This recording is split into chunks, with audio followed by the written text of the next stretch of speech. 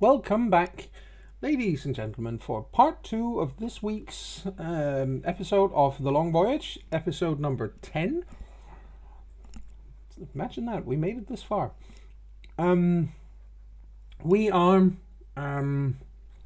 rejoining our mildly morally ambiguous main cast, planning mass murder. That's a lot of M's. Yeah. So you guys basically wait until you are supposed to go on. Gylfi, yes. Yeah, Gylfi just before the event. Once he's done with the games, he would probably pull out his mortar and stuff and try to make some more gold clover thing. Yes. He still has some ahead. That's right, and he also did have this whole thing of his face fell at one point. You said where he was. Oh yeah, when he listened about getting the black cloak as the ultimate goal. Yes, that's right. And when that happens, and after seeing us, he's sitting there anyway, and he's been playing with you guys. Orosty looks at you and goes like, "What's up?" What's with the long face? Just getting ready for tonight, I suppose. It's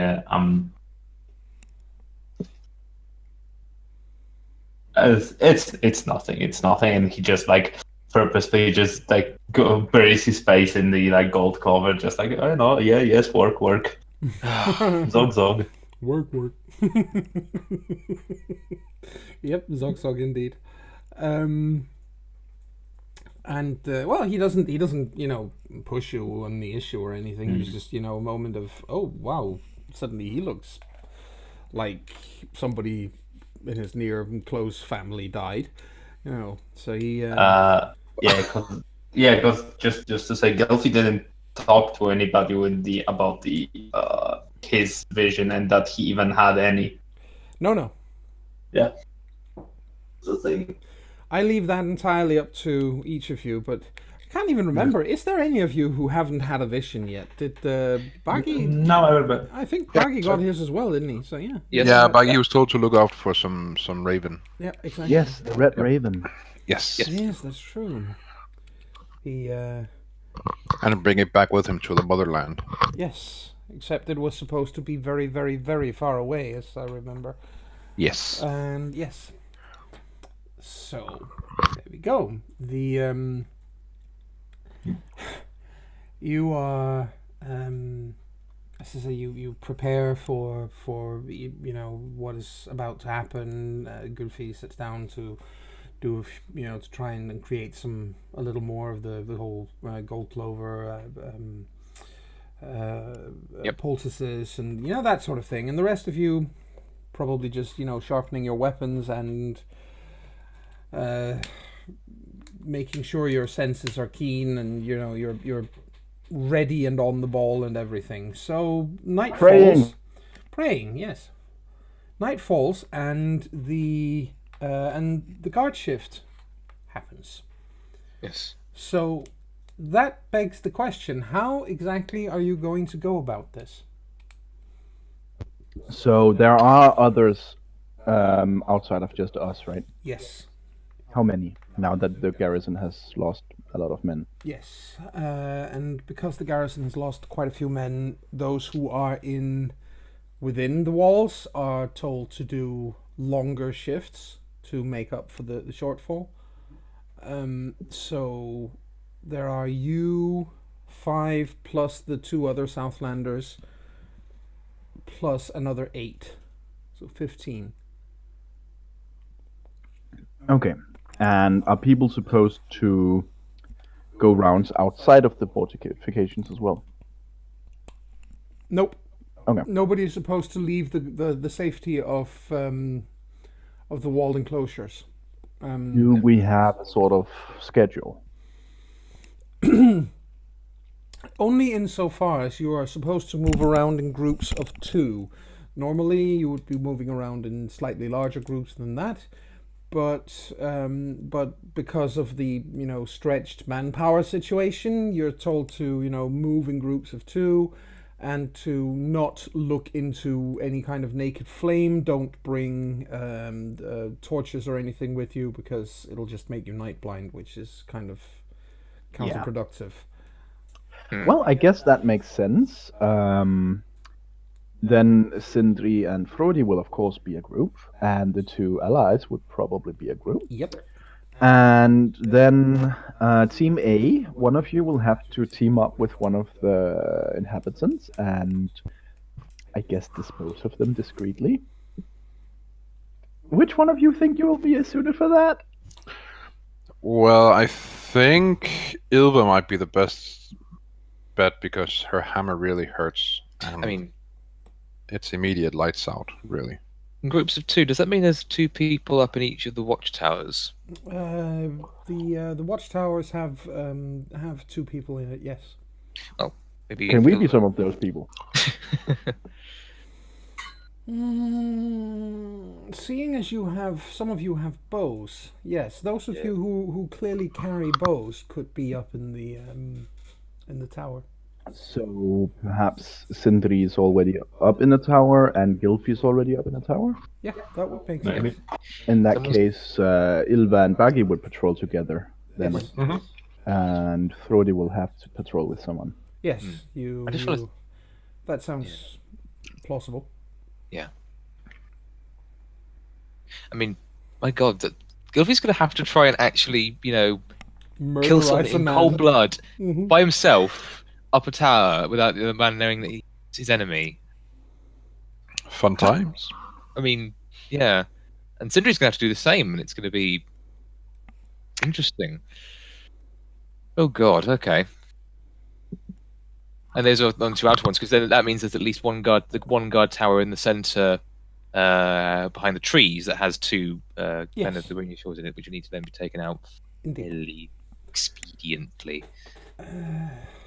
Actually, no. The way it is as follows. Oh dear, it's all changing around. Yes, we have at the moment Gylfi and one of the locals in this tower. And we have Sindri and one of the locals in this tower. Mhm. And none of you guys at all in this tower. Okay. That means that Ilva and Baggy will have to take out Team A tower. Yes, that's the thing. That this is the one up here which has, which is completely devoid of you guys. And then as I said, it was Gylfi in the middle tower and Sindri down here. Yes. All right. I think when we go to our posts, Throdi says as much that Ilva and Baggy would have to take out that tower, and not necessarily in. Gylfi should probably just stand by unless the other person in that tower tries anything. And Sindri and Frodi will take out Tower B. All right. Okay. And just because I don't want to fall into that trap, it's not something he's going to shout all over the city to the others. Hello. Oh my god, I'm actually kind of looking forward to seeing how Gylfi is going to handle this. Yes, might want to just at a point. Maybe people want to put markers as to where their characters are, so we don't lose That is a track of where very good everyone idea. is. Yes. Since the Do we Team have A and markers? Team B things are now obsolete. Yes, that's a very, very good idea. We don't have tokens, do we? No. I'll just put my name in text now. Yes, you'll have to settle for what you have. God forbid. Well, the powers forbid in this case, I suppose. Yes, powers forbid. Indeed. They do. They forbid an awful lot, bastards. Yes, especially the one. We don't talk about the one. The one. The one is wicked and bad and stuff. Yes. Well. Yeah. Anyway, enough of that. So, yes. Okay, that is actually a good way of putting it. That's a good way of doing it. So yes, we have Sindri, Frothy, Gylfi, and Bagi and Ulva would patrol together, right? Yes. Yes, and then you have your two new friends, basically ready to move there on, as soon as trouble starts. They don't start out by standing there because, That would be kind of, yeah, That would be an odd way to patrol. Exactly, that would kind of draw attention to them right away. So they're clearly ready to go there immediately whenever trouble begins. And yeah. Actually, one of them that would be Orosti does ask. He says, if we have a chance to do that, should we, kick down the door to the commander's house and cut his throat? Just if we get the chance. Get the chance, and it doesn't risk the rest of the plan. Yes. Good. Because he needs to die. Yeah, I agree. I agree. So, well, let us to begin? Yes, let us take this in turn. So, where do we, in fact, begin? Let's start with Sindri up in the tower by the exit. Okay. You take your place in the tower along with one of the locals. He is what? Sorry. Blue. No, he's in fact not blue. But he does move aside. There are a couple of like chairs almost up there, or a couple of stools that you can sit on, because otherwise it's going to be a damned long night. Yeah. So, he moves over so that you can have one of them, and he looks out over the. He looks out over the what is it called? The landscape. Yes. With the lush but very dark hinterlands of this part of Tir Glass. Okay. Sindri will, for now. He knows better than to just sort of get straight up and set to. He needs to test a few things. Firstly, he'll engage in some light conversation just to see how the man reacts. If he what Sindri wants to know is, as he speaks, does the man turn away from his looking out over the landscape in order to do his job, or does he continue focusing while speaking quietly? He looks out, but he's not sitting there, forgetting how to blink as he stares into the darkness. That's not Fair how enough. it is. He takes out a what's it called? Small leather, not leather. Sorry, a small earthenware jug. Takes a sip on it. Offers it to you. Sindri has a sniff of it before touching it. Wishkava. A tiny sip. Yeah. It's good. It's good stuff. Good stuff. And he smiles and puts it down and says so. And he doesn't, he tries to talk to you, but I can't remember if Sindri speaks the language yet. He doesn't. I mean, he speaks. I mean, I've been trying to put a few points into him speaking and sort of understanding speaking a few broken bits here and there, but nothing to. It'll be a case of the man will try to strike up a conversation, and Sindri will quickly realize that there's no point because you don't understand. Sindri will smile / grimace sympathetically and shake his head and say, "Don't understand you, mate." No, well, that makes him stop pretty quickly. But he offers you the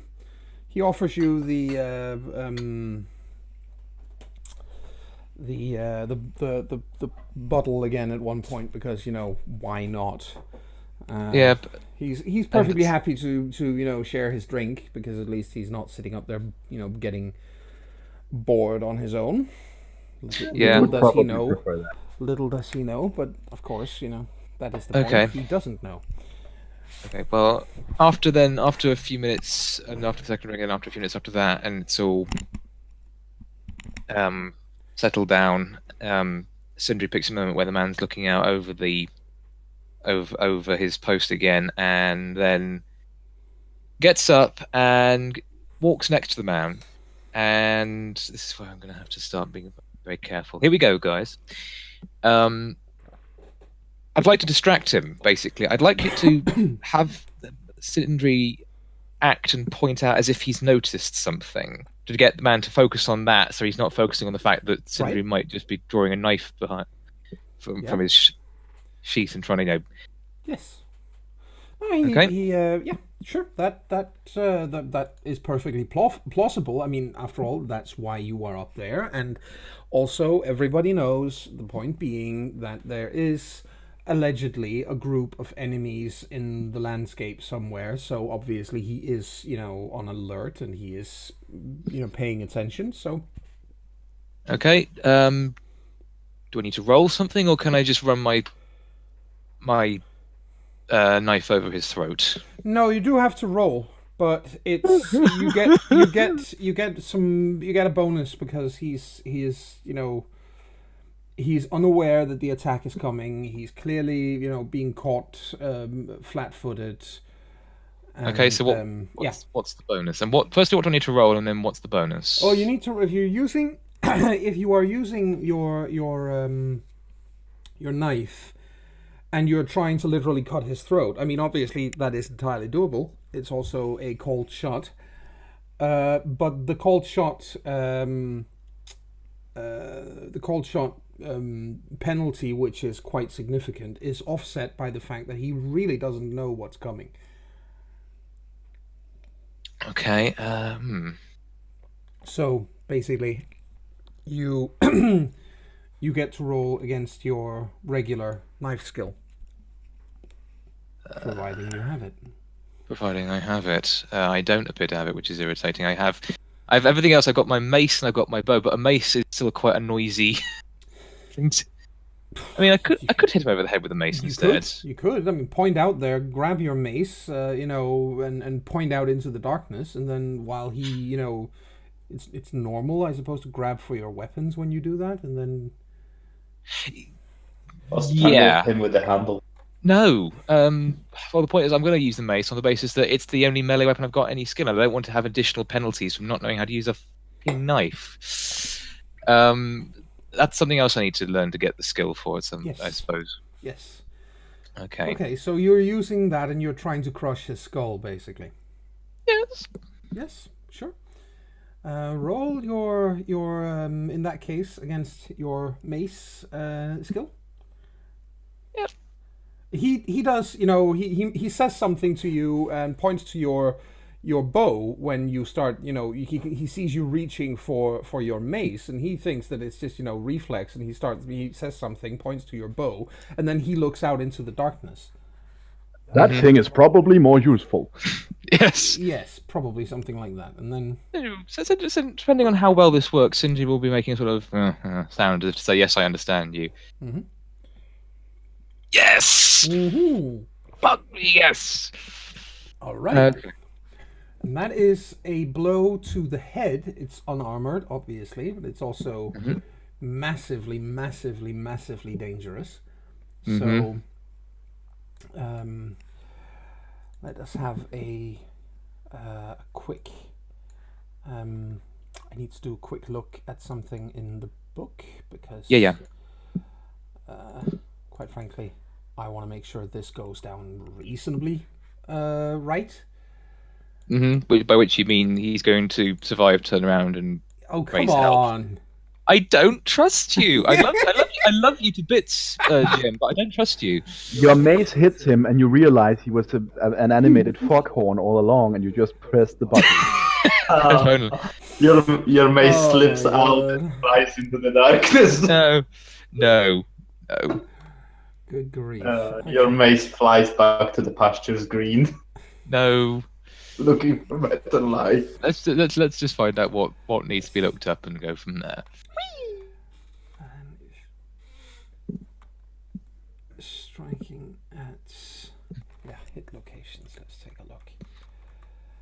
just to be on the safe side. Yeah, you are hitting him. You're aiming for the skull, and normally, actually, that's a -7. However,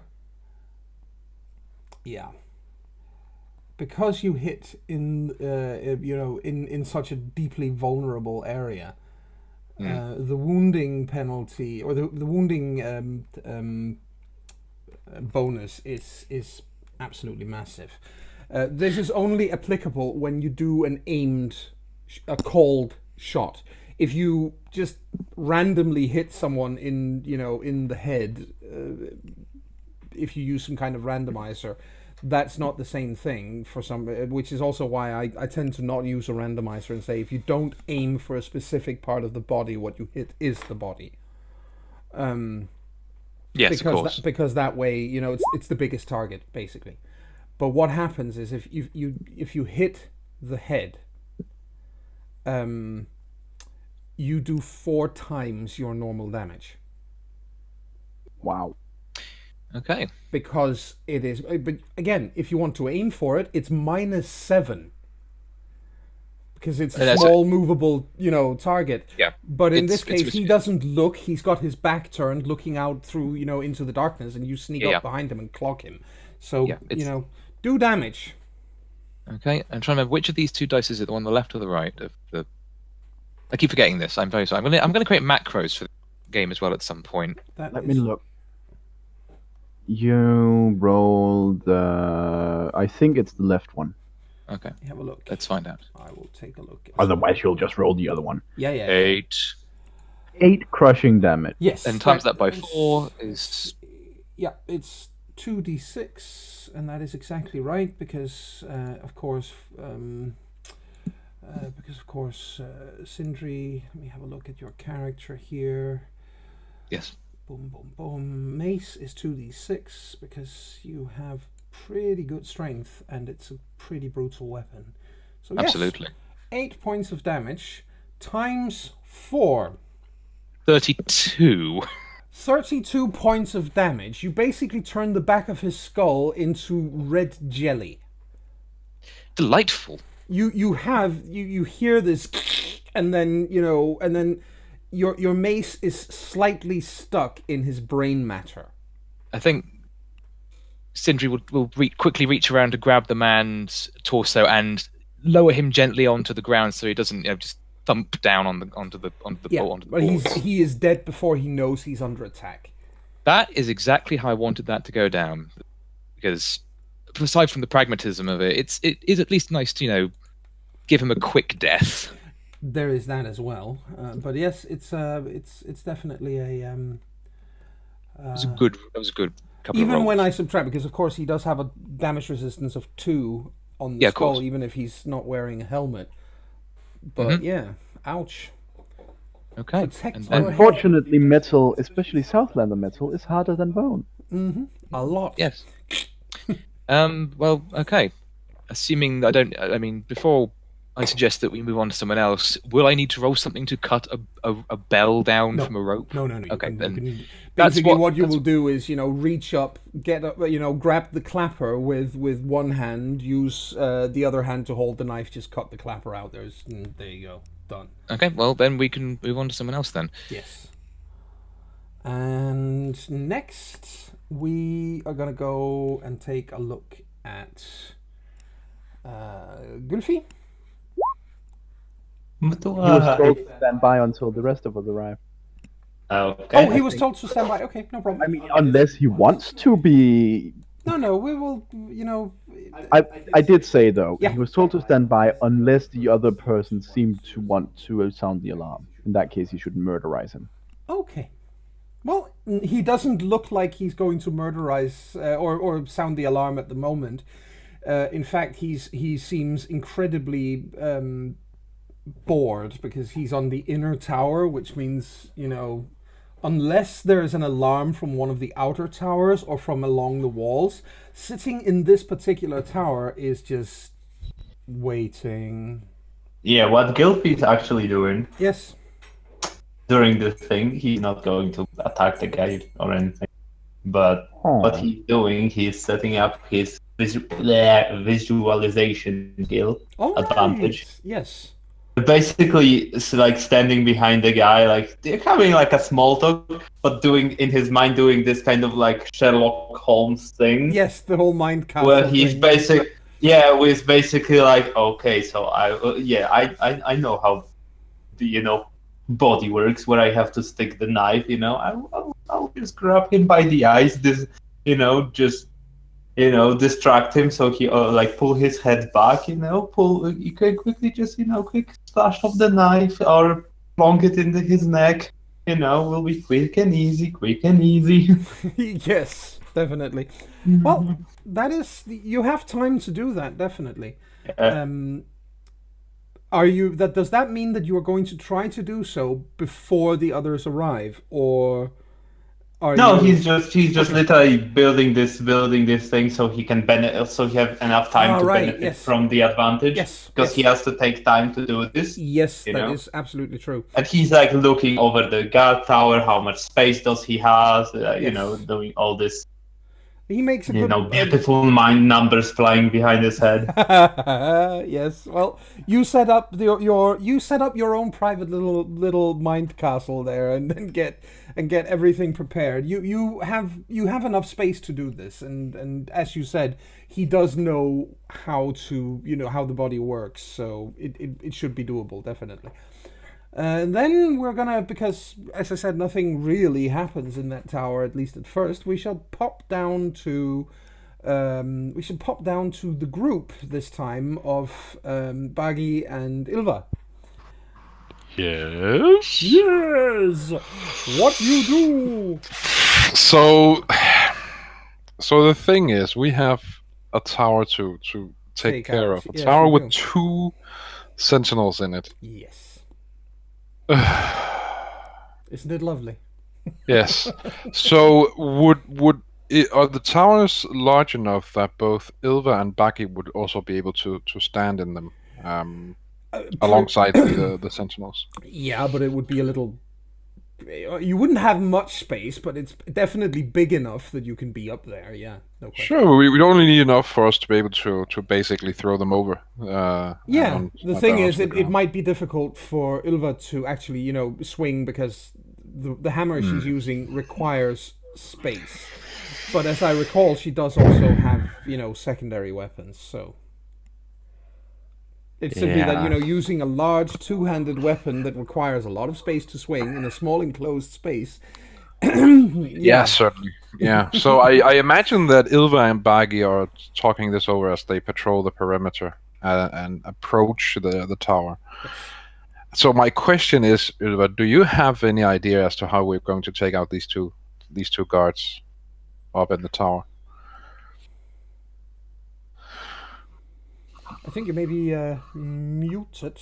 Nope, she says nope. Okay. Yeah. It's fine for you to unmute and speak when if you have something to say, then please do.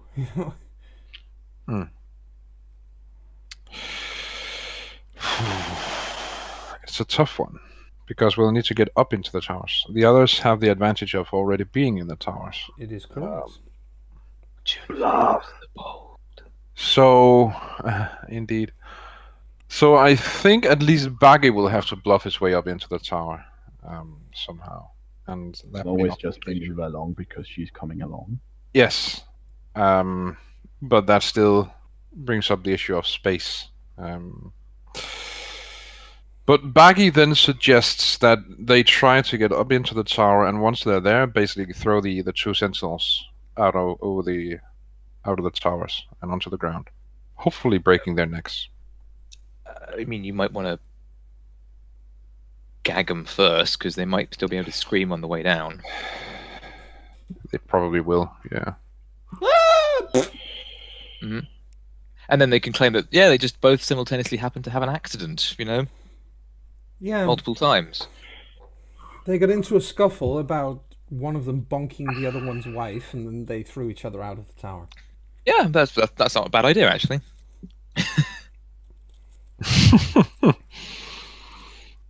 Yes. Is Ilva up for that? Getting up into the towers. See if we can bluff our way up there.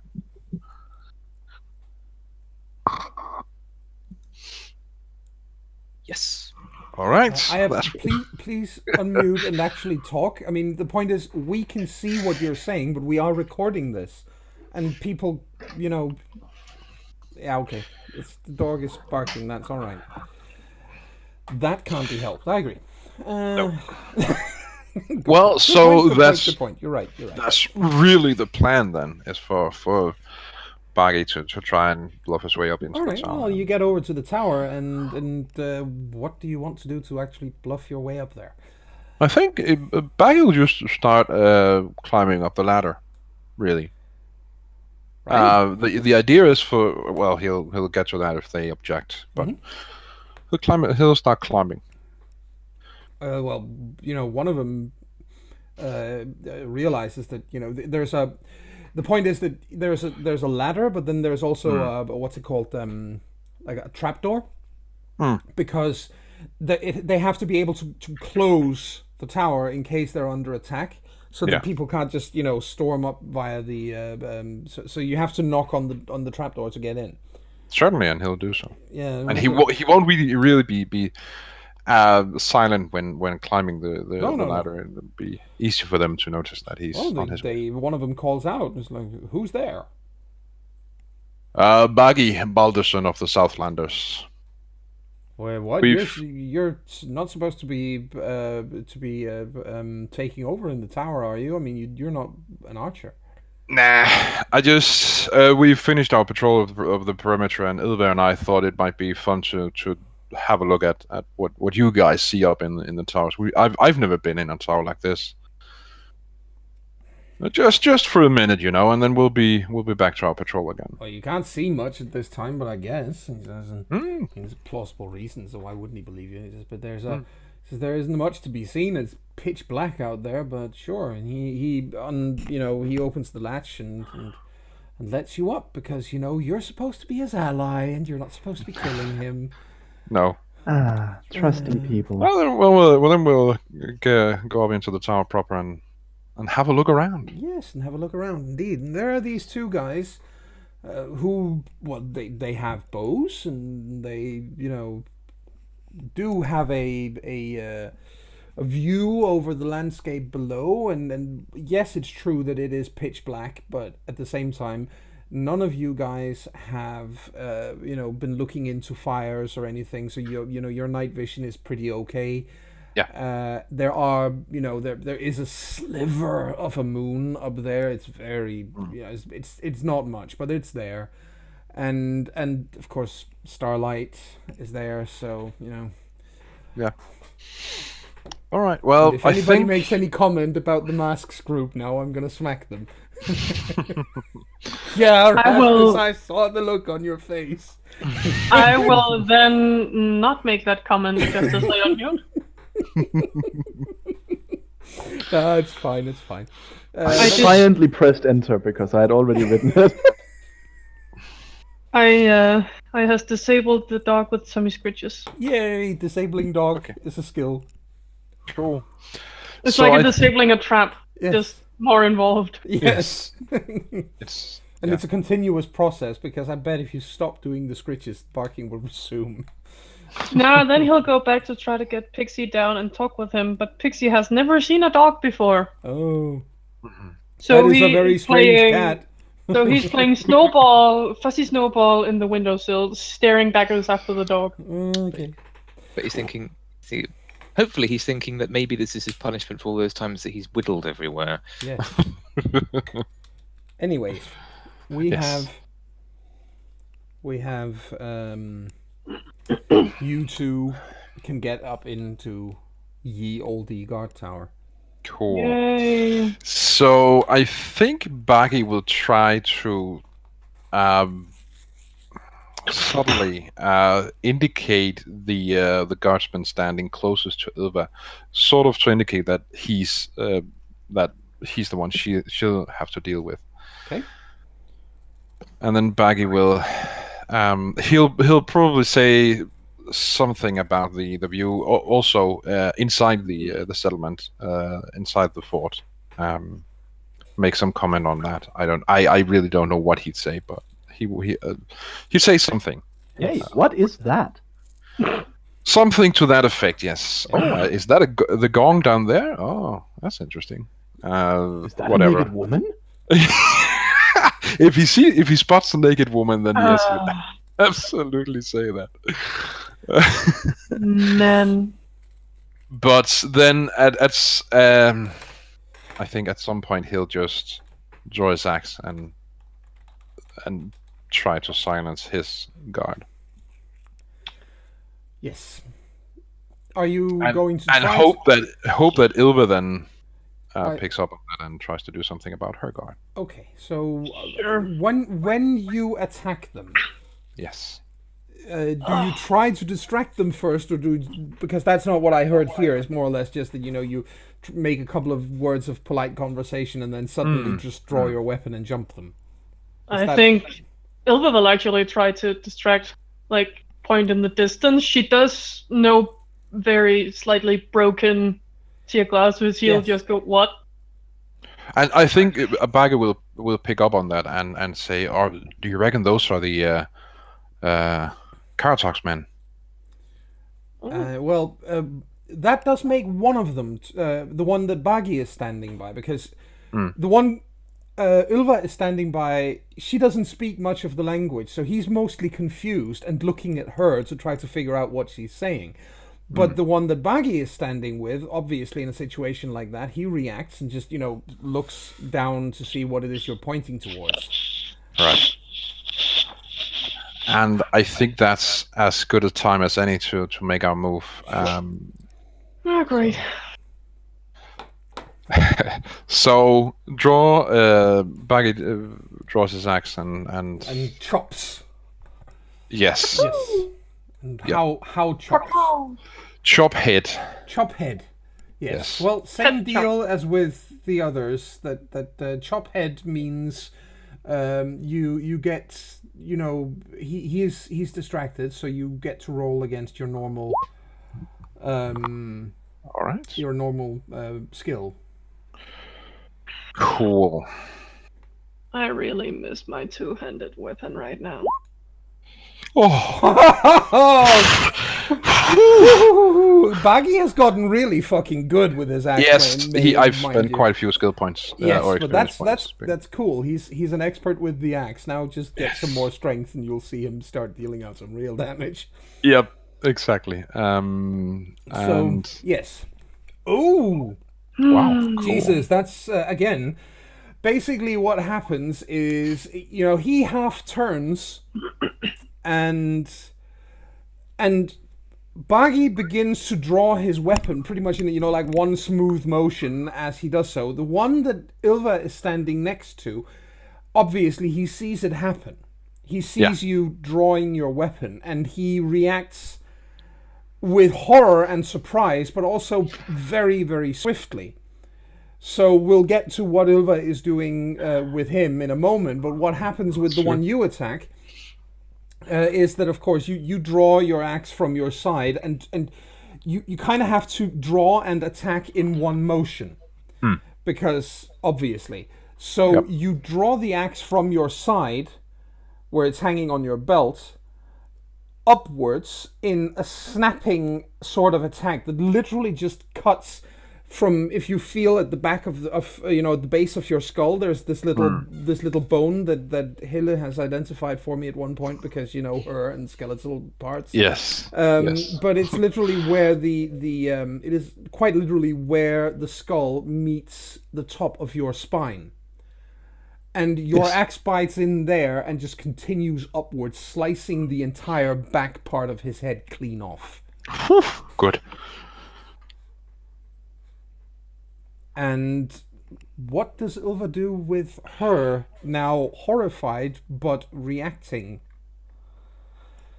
Well, if he's looking at Baggy in horror, then Ilva will just hammer his back up. Well, the point is, he's seeing what is happening, but he's not standing still and like, oh no, what's going on? He is reacting in a way that means that he's now actively in combat. So if you try to hit his head, like the others have done, you will be dealing with the -7 to hit. Yeah, then I'm not even gonna bother. just body tackle him to the ground or something. Yeah, that would actually be efficient. That way he can't alarm anyone. Exactly. That was what I thought. I did say that Yeah. even if everything came to it, she does know how to wrestle. Yep. Though not as good as swinging her hammer, but who knows? Yeah. Well, that's pretty good. Very good. That is one nasty image you just sent us there. Yes, I mean it's ridiculously over the top, but it's just one of those. I remember seeing that on the show once before, and I thought, Spartacus is very over the top in that regard. Yes. Well, Yes. yeah. But that's just ew. That's a way to go a face off. yes, I Yes. mean the idea that the sword is sharp enough to just do that is in its. But yeah, either way, that's basically what I imagine happened when Buggy brought the axe down on the Yeah. man. Okay, but yes, actually, you do get a grab of him, and of course, Glima being about bringing your opponent down to the ground. And let me see if. Just give me a second here, because obviously, I'm just gonna. I don't actually think that's the thing. I think a wrestling situation means that if he has a skill to counter it with, he might still remain standing or something. But I don't. I just want to be absolutely certain, because again, but obviously this is definitely an effective method in this case, because he won't be able to ring the gong. He does start to shout. That Cover his mouth. that cannot really be helped, but. You see here, the skill represents training at grappling and pinning. To hit with a Here I grapple, had or to make or resist a takedown. If you know wrestling at +1 to. Oh, furthermore, if you know wrestling at Dex +1 level, I can't remember if you have it at +1 or not. She has it as +1. Yeah, that means you also get +1 to the if somebody ever tries to choke you or grapple you or neck snap you or take down you or pin you or whatever. If you need to break free from something, your strength counts as if it's 1 higher, because you have wrestling +1. So if you had +2, wrestling +2, it would count as +2 to your strength, and so on. So it's a really, really good skill to have. He does get to try to avoid ending up pinned on the ground, but let's just say I'm not terribly optimistic about his chances. But we shall see. We shall see indeed. You know what? That's not even enough. He doesn't have the skill. That's not fast. He doesn't have the skill.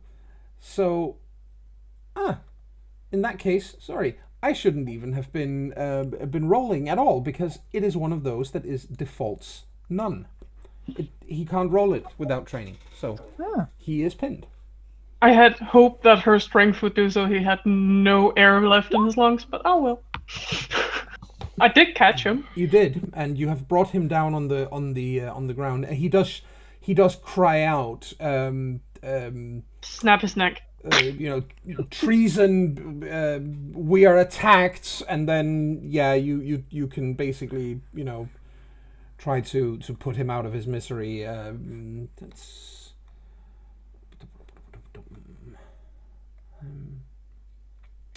Neck snapping. Neck snapping. Let's just have a look. It's a snapping turtle. Yes, indeed. Oh God.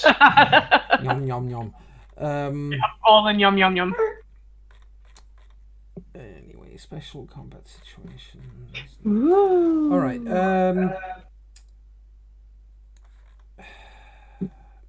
Neck snap right here, or wrench limb. I knew there was a rule for it. I just wanted to be sure. You must first grapple your opponent by the neck or desired limb using both hands. You have. May now attempt to break free on his turn. And okay, if he fails, then on your next turn, roll a quick contest. your strength -4 versus the higher of your victim's strength or health. If you win, you inflict swing/crushing damage on the neck or limb. Damage to the neck has the usual 1.5 wounding modifier for a hit location. Yes. As long as you know what that was about. I do. Good. There's also echo again, but yes, I do. Yeah, I can't do anything about that. No, you can't because we're talking. Let's see. He gets a chance to break free, and he wants to break free. I'm giving him a bonus if you start singing Queen songs. Damn it! Don't give him a bonus. I'm muting. It's fine. Don't worry. He doesn't break free. He doesn't. So you have him. Still tempted to sing though. Snap his neck. That means you now do. If he fails, then on your next turn, which is now, you roll a quick contest, as it's called. That means your strength -4. What is that? That is 10. Good. Then you roll versus 10. Fuck. I should have brought it up. 6. Oh, nice. And he rolls against either his strength or his health, whichever is higher. Yeah. What is higher for him? That reminds me, my health is at 13 now. Woohoo! Yes. And I in brought it up. in his case, they are equal at 11. He fails. As you can see, he fails. Which means that you have comprehensively won that quick contest. Basically, he starts yelling, "We're attacked! This is trick!" And what you then do is you roll damage. And you do that as your unarmed damage. It's your swing crush damage. Which is basically your basic damage without any weapons. I have a swing crush damage here, yes. Yes. And I roll that. You roll that. There you go. And you then multiply that by 1.5 because that is what it says here because it's a specific maneuver. It's a neck snap. Well, that's 14 plus half of 7. Actually, no, that's not Just half of 7. It's just half of 7, yeah. So it's 10.5. So it's 10.5, and you always round off instead of round down. You round off according to the normal mathematical rules, meaning so that 11. It's 11. He's got 11 hit points. You snap his neck. Yay! I imagine he is mid yelling when she just Exactly. turn his head around You snap his neck. after having held him with her legs, best wrestling style. It is a slightly, even for you, this is a disconcerting way of killing a man. Yep. Because it's very hard to imagine being up any closer and more personal than you literally having, his arm, or your arm around his neck, and you are looking into his eyes at maybe, 20, 30 centimeters. And then you hear that, and he is alive for maybe 30 seconds after that, while the light seeps out of his eyes. That is a very personal way of killing a man, and it is, even for someone like Ylva, is probably a little. Yeah, that's why I rolled willpower. Yeah, it's a little creepy. She did it like a champ, though. Yep, she manages. So she doesn't puke over the edge. Perfect. I imagine that Baggy, as soon as he's killed his adversary, he starts disabling the alarm. Yes. And while doing so, he asks, without looking away from the bell, he asks, "Is he dead?" Mm-hmm. Right. Okay. Get down to the ground and meet up with the others. I'll join you later. As soon as you've said that, you hear this. Right. He sounds dead. So yeah, he sounds dead. It's the rattle of the last air leaving his lungs. Yeah. And then Baggy says what I just said. Get down to the ground and meet up with the others. I'll be right there. Get down! Get down! Remember that there was chopper! a bell at the foot of the tower as well that you need to disable. Yeah, that's what I'm going for now. There you go. And you guys, when you get out of there, you see, you notice Var and Orosti. They are coming. They're walking counterclockwise along the wall, and they see you coming down from up there, and they just look at Ylva and they nod in your direction, and then they start they change direction to go to where the gong is. The King Gong. The King Gong Gong Gong. Ding dong. Or in Danish, Gung Gang. That too. Yes. I guess that leaves me. Yay! Yes, it does. Go Okay, guys, do we Frothy. actually want to know what Frothy is doing, or should we just continue? Nah. Not I important. mean, we are at a break point. If it doesn't involve fire, then Yeah, I think it might. Let's go and find out what Frothy does with his initial time then. Yes. Well, Thrody is walking with this guy. I assume it's a guy. Yeah, it is. They don't have women fighting for them. That's true. And he has, of course, no way of communicating with him. But, he smiles and seems like, hey, we're buddies now. Mhm. And then I think when they get down to this here house, Yes. I assume, they go by the perimeter. Yeah, they do. He taps the guy on the shoulder and through gesturing says, "Could you stand by the corner? I need to piss." He gets that. There is pretty universal sign language for "I need to take a wee." So he just he stands by the. He doesn't he's even polite enough to not stare. So Well, that's so nice of him. isn't it just? And then he probably expects to hear rustling as I lower my britches. Mm-hmm. Of course, what that rustling is me drawing my knife, coming around behind him, putting my hand over his mouth, and then slitting his throat. Right. Okay. Let's see.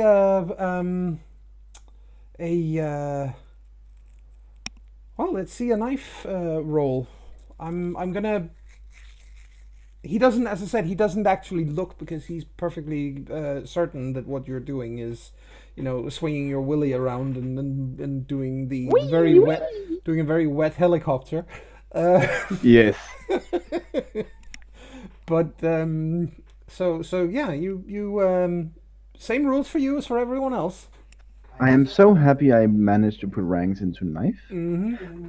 Of course, I would have preferred to use my sword, but that makes more noise when you draw it. Really does. Ooh, I miss. You missed. I did say I put my hand over his mouth, though. Yes. And that is actually what makes you miss, is that he realizes the moment that happens, he jumps the second that happens. And that split moment before before the knife comes up is what makes him move out of the way just in time. And I still have a grab on him then? No, he spins out of the way. It's not a grapple, so you don't. He spins out of the way and immediately shouts. Again, you don't understand what it is he's saying, but Gulfi, up in the tower where you are, there is no question that the guy up there, because this happens down by this building down here. So the man you're in the tower with up here definitely hears what's happening, and he gets up and immediately moves towards the bell. Well, then Gilpay, as soon as he hears the noise, he probably just executes what he was planning. Yes.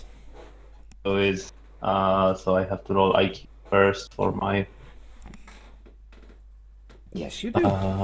Let's just double check. How does this thing work? Yeah. Okay, it's a description. Okay, then make an IQ roll. +1. +1 bonus to the action you visualize for every point by which you succeed. Yes. Okay. What do I do? So just +1.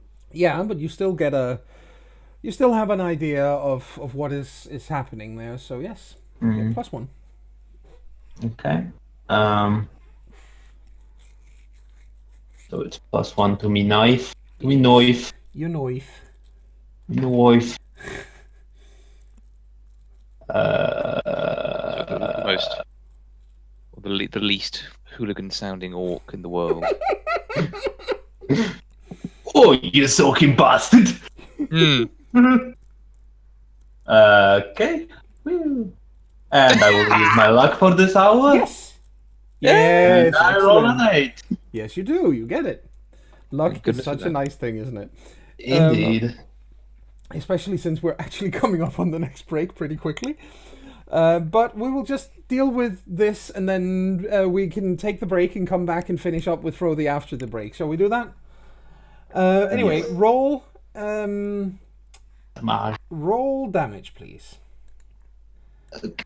And So it's a cut. But it's the same damage. No difference in impaling. hit location neck. +/-5. Cutting damage to. Okay, yes. It's both is I think the same damage. Is it different if I in here because I assume neck is unarmored. Yes, The difference neck between is unarmed. impaling or cutting? It is cutting to a. Even if you impale a neck, it's still, you still basically what you're doing is cutting it. So yeah, Okay. you're cutting something. But it's What? in this case. What?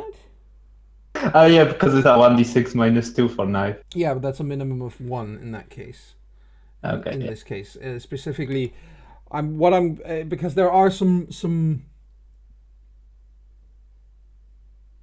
Yeah, there is actually a note here saying the GM may rule that anyone killed by a cutting blow to the neck is decapitated. Yes, I decapitated with my sax. Yeah, no, that's not exactly what's going to happen here. But I am going to rule that you do, in fact, he is completely unaware of what is coming. If this had been a matter of him, seeing that he you're about to cut his throat and he could try to get out of the way, he could duck, he could, fend for himself in some way or other, yeah. But drawing a sharp blade across someone's throat is lethal. As long as you hit. As long as you hit. That's the thing. So I'm going to have you. I'm not going to have you kill him, but you do damage him. So. Yeah, you are in a fight with this guy when we get back. Okay. All right? But we Yeah. will take another short break here and return with more The Long Voyage. And, everybody, don't go anywhere. But we need to see what happens to poor Gylfi, who is now caught in a lethal life and death situations. And poor Frody. Doodle-doodle-doodle-doodle. Or he can handle himself. All right, be right back, guys.